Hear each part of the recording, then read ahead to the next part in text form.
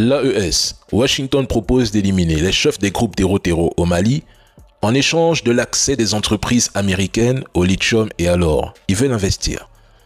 Trump ne voit aucun problème à soutenir les efforts de la Russie dans la région. Ces efforts sont indéniablement liés à Africa Corps et aux livraisons d'armement. C'est-à-dire que là où certains diabolisent la Russie en Afrique, méprisent l'AES et affirment qu'on quitte un maître pour un autre maître, les États-Unis voient la situation d'une manière bien différente. Et dans tout ça, c'est la France qui a tout perdu. La France, ses médias de propagande et leurs trolls ont bâti toute une narration autour de l'idée que les pays de l'AES sont les plus pauvres du monde, alors qu'en réalité, ce sont des pays qui ont été systématiquement appauvris par eux. Et aujourd'hui, la France se retrouve à la merci de ses propres failles. Mais au-delà des discours, les États-Unis veulent tout. Les mines, le contrôle des routes commerciales pour bloquer la Chine qui gagne du terrain au Sahel et peut-être les bases militaires. Pourquoi je dis peut-être les bases militaires? Parce qu'il est peu probable qu'ils investissent massivement dans des entreprises minières ou d'autres secteurs dans l'AES sans garantir une présence militaire et sécuritaire pour protéger leurs intérêts.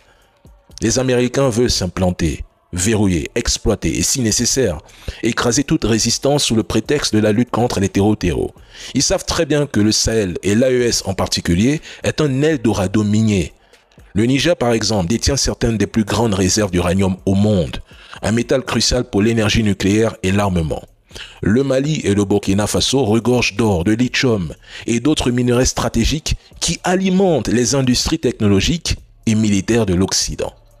Les États-Unis savent très bien que sans un accès privilégié à ces ressources, leur hégémonie économique risque de s'effriter face à la Chine au Sahel. Et au-delà des mines, les États-Unis veulent verrouiller les routes commerciales du Sahel par lesquelles, attention, transitent les ressources et l'influence.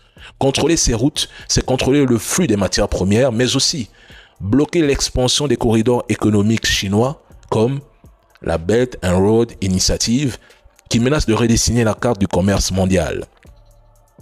Pour Washington, perdre le Sahel, c'est perdre un levier crucial dans la guerre froide 2.0 qui se joue aujourd'hui en Afrique. C'est pourquoi ils sont prêts à tout.